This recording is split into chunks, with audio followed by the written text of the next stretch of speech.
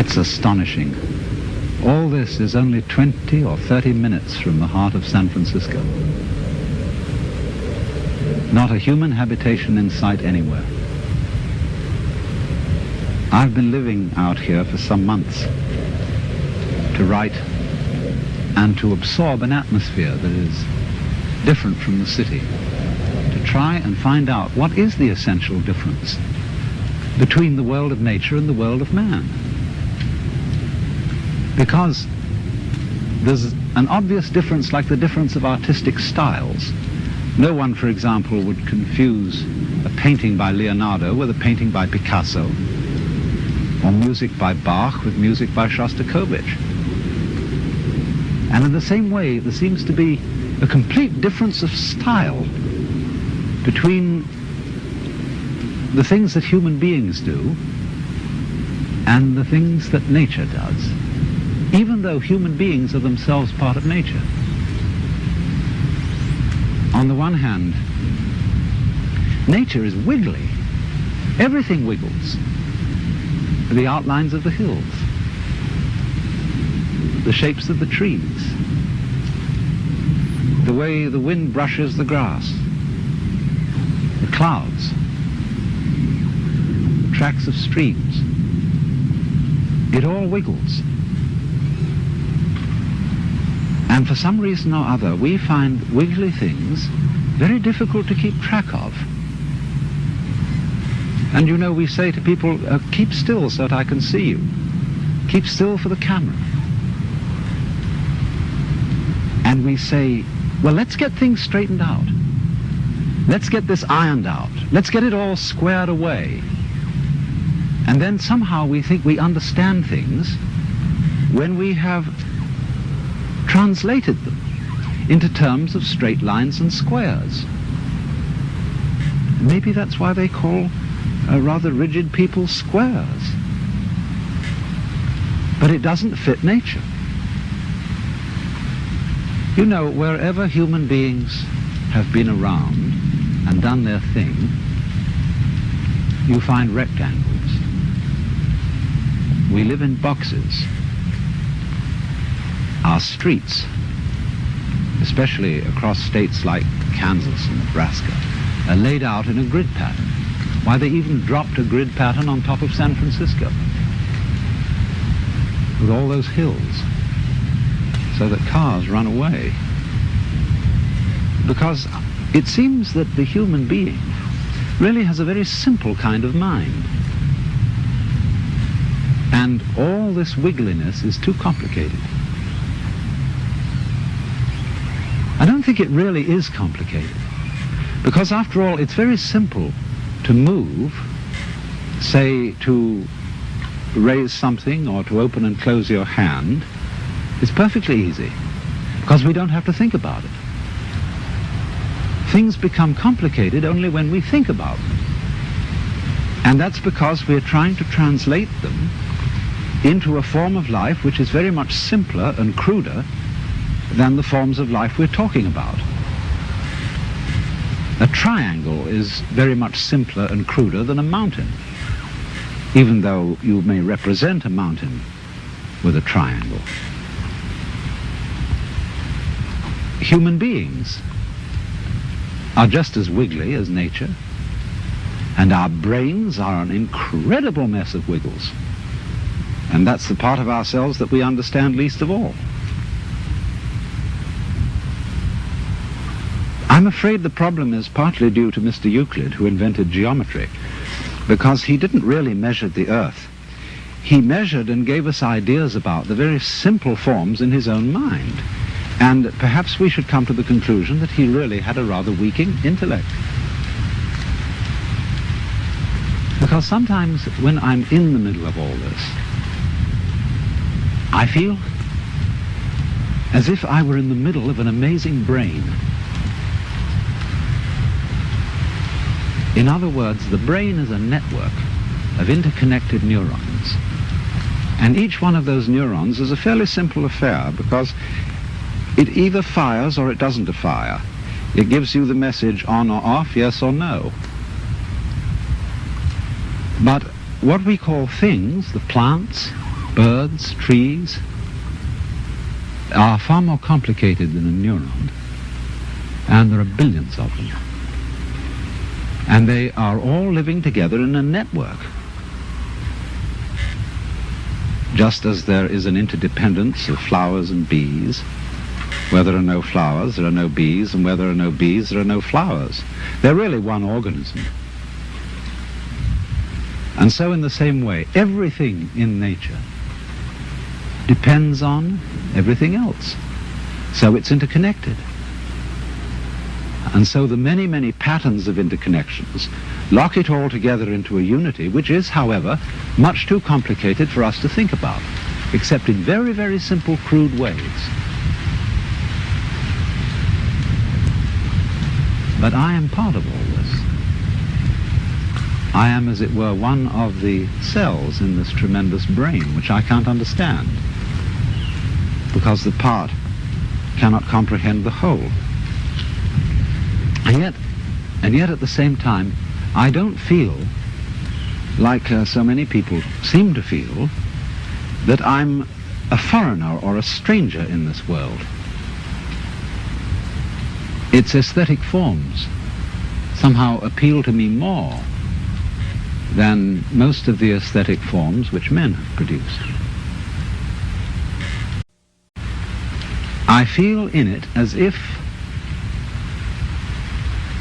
in the same way, when you see a flower in a field, it's really the whole field that is flowering, because the flower couldn't exist in that particular place without the special surroundings of the field that it has. You only find flowers in surroundings which will support them. So in the same way, you only find human beings on a planet of this kind, with an atmosphere of this kind, with temperature of this kind, supplied by a convenient neighboring star. And so, just as the flower is a flowering of the field, I feel myself as a personing, a manning, a peopling of the whole universe. In other words, I seem, like everything else, to be a center, a sort of vortex, at which the whole energy of the universe realizes itself, comes alive. A sort of aperture through which the whole universe is conscious of itself. In other words, I go with it as a center to a circumference.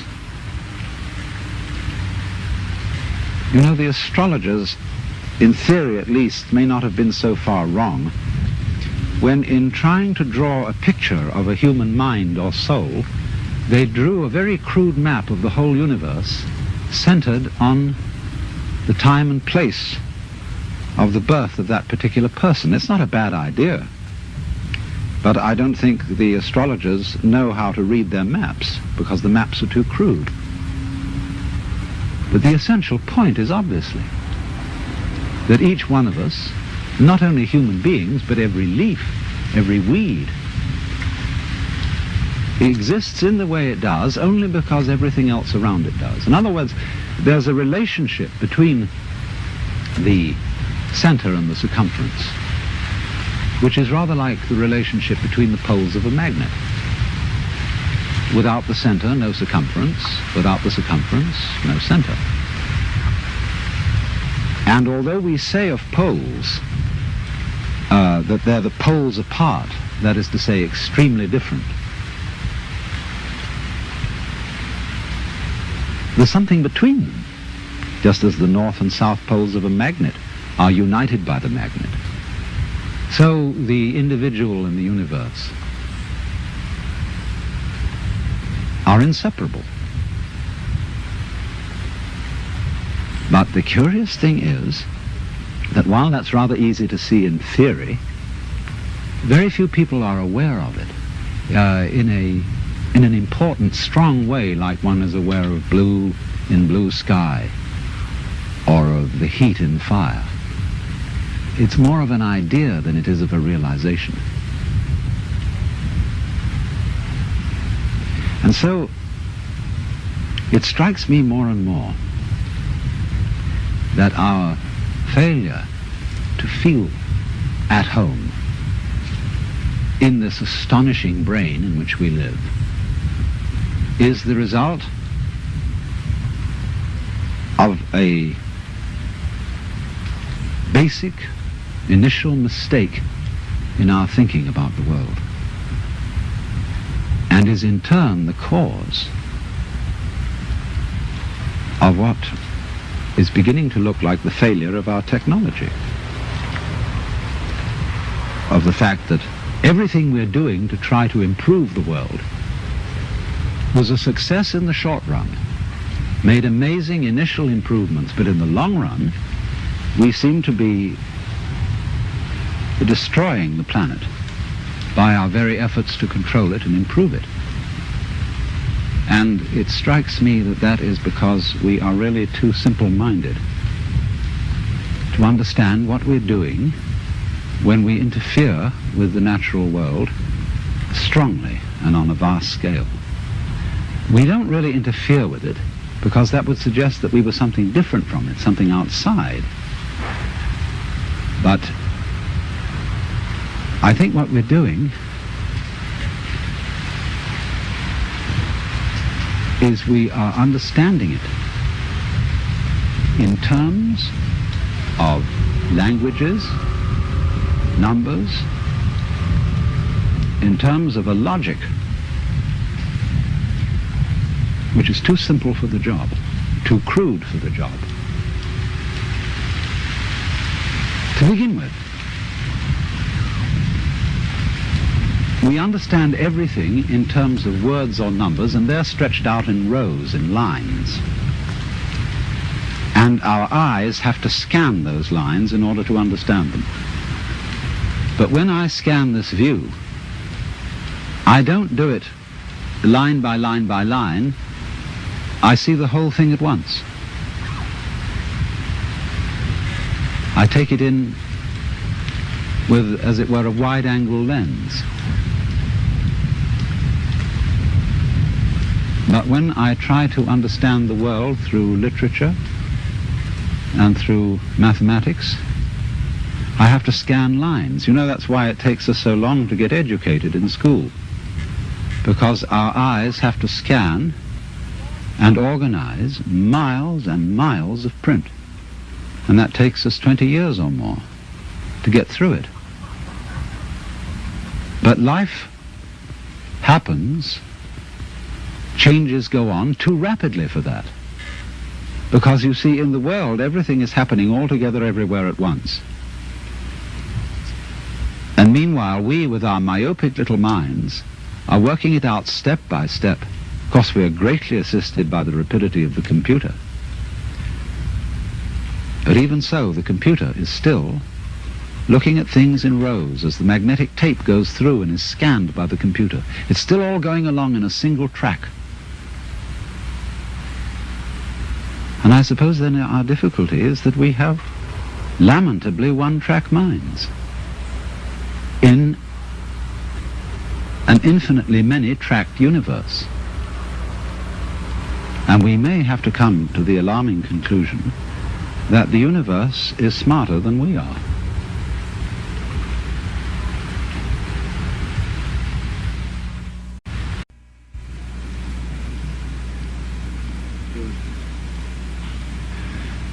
I've just come back from Los Angeles. I was down there to meet with a group of rather important people, people in the movie industry, scientists and so on, who were considering calling a congress of the best minds in the world to meet in Los Angeles in the near future, to be a kind of planetary alarm conference. They wanted scientists and statesmen, religious leaders, and to do something to impress upon the world through all the media that we are in very serious danger of destroying the biosphere, that is to say, the whole envelope of living creatures which covers this planet, through pollution, overpopulation, nuclear fallout, poisoning of our food and very lack of food. And we met to discuss the problem of organizing this conference, and here were all these brilliant people. And it came over us that we really didn't know what we ought to say. I mean, you can scream and create a state of panic, but that won't do any good. And when it came down to it, we didn't know what we ought to say because we really don't know what to do. Some things that we might do, for example, to increase the food supply with high-yield crops, may be ecological mistakes. And so the consensus of almost everybody at the meeting was that in some way or other, the human race has to learn how to leave the world alone and let what is called the natural homeostasis, that is the self-balancing process of nature, take care of the mess. Now, how are we going to do that?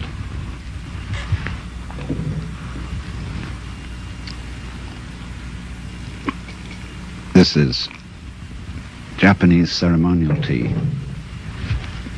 It's good on a cold day. See, our problem is we don't really know how to stop.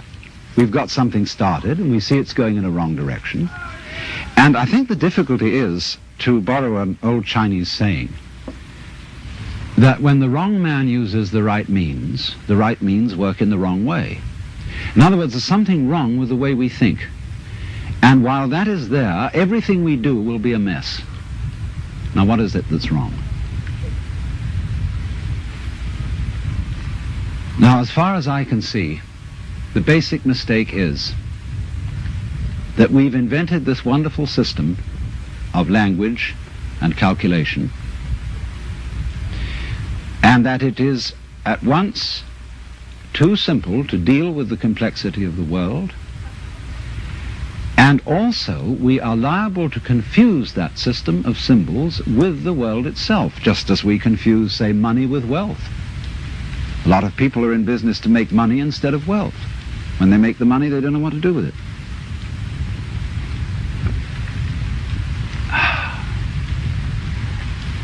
And so in the same way, we confuse happiness with status, and we confuse ourselves as living organisms which are one with this whole universe with something we call our personality. Now, what is our personality?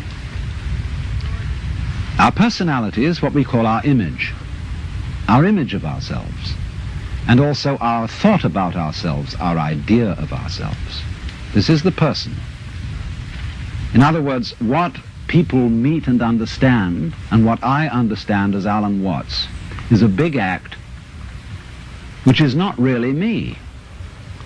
Because in the image of Alan Watts, there are not all my unconscious processes, both psychological and physical. The construction of my brain is not contained in the concept Alan Watts, and the concept Alan Watts does not contain the inseparable relationships which I have with all the rest of the universe. And therefore that concept is a fraud. And when it's mistaken for the real me, there's a confusion. Because if somebody says to me, Alan Watts, do something about it, the concept Alan Watts can't do anything. In other words, because it's only a concept, you can't make it lift a weight, just as 3 is a concept. 3, the number. You can't make just plain 3 do anything. So also you can't wrap up parcels with the equator. It's a useful imaginary line, but it can't do anything. But we all feel that this concept of ourselves, which we call our personality or our ego, can do something, because we think it really exists. And I'll tell you why we think it exists. What happens when if I were to say to you, now look hard at the television screen, really look at it. What do you do as distinct from just watching it in the ordinary way when you say, now I really got to see that? What do? Notice that you tighten muscles all around here, that you frown a little, you clench your teeth perhaps. Now what has that got to do with seeing anything clearly? It has absolutely nothing to do with it. Same thing when you listen carefully. Now listen, catch everything that's said, or you start tightening up around your ears. That has nothing to do with hearing clearly. Now, from the moment we were little children, when teachers in class screamed at us, "Pay attention," we go tight in various ways, either to see or hear more clearly, to concentrate, or to will something which is supposed to be difficult to do. And that constitutes a habitual tension over the whole body that's there almost all the time. And that feeling of unnecessary tension is, as it were, the material sensation upon which we fasten this concept of I. We hang it on to that feeling. The concept is not us. The feeling of tension is completely phony. It has nothing to do with success in seeing, hearing, or acting.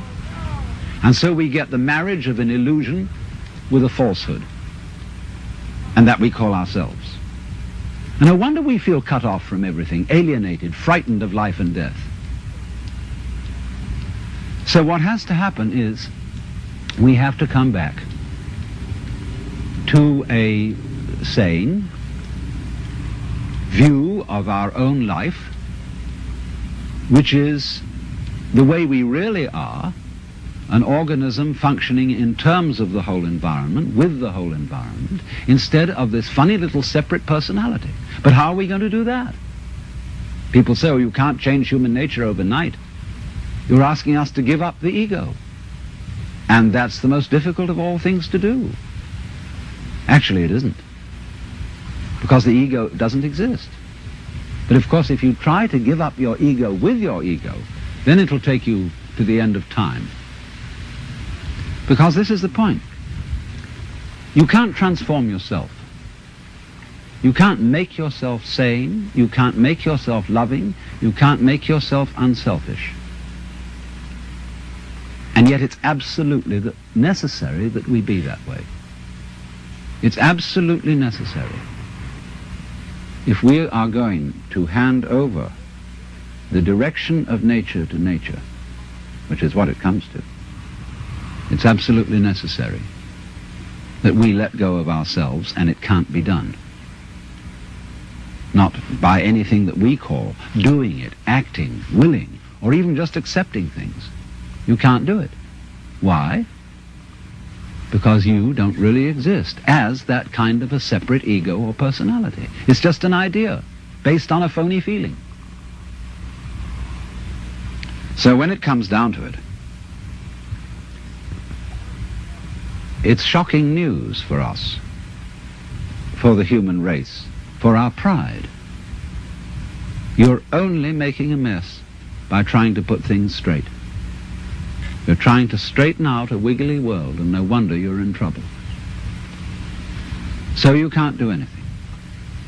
So you can't transform yourself. And what can you do?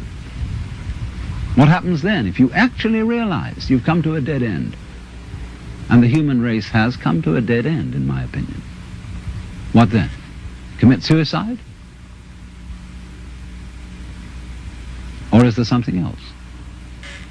What happens when you just wait? There's nothing you can do. You watch. And all you see is what goes on that is happening of itself. You're breathing, the wind is blowing, the trees are waving, your blood is circulating, your nerves are tingling. It's all going on of itself. But you know, that's you. That's the real you. The you that goes on of itself. It's not the symbol. It's not the person. It's you that's happening, as when you breathe. Yes, you can get the feeling that I am breathing by shoving your breath, but your breath goes on day in and day out without your doing anything about it or even thinking of it. The same way your brain is functioning without your forcing it. So when you come to a dead end, and we are individually and socially now in 1971 at a dead end, this is the moment of which it is said man's extremity is God's opportunity. Because we have to stop. And when we stop, we find a world that is happening rather than being done, being shoved. And that happening as distinct from doing, is our fundamental self. And our fundamental self is not something just inside the skin. It's everything around us with which we connect. When you look out of your eyes at nature happening out there, you're looking at you. I'm not going to say what we should do from then on, but simply that before we think of doing anything in this critical situation, we realize the completely illusory nature of the beings that we think we are, and get back again to the beings that we really are, which includes all this outside world, no longer left outside.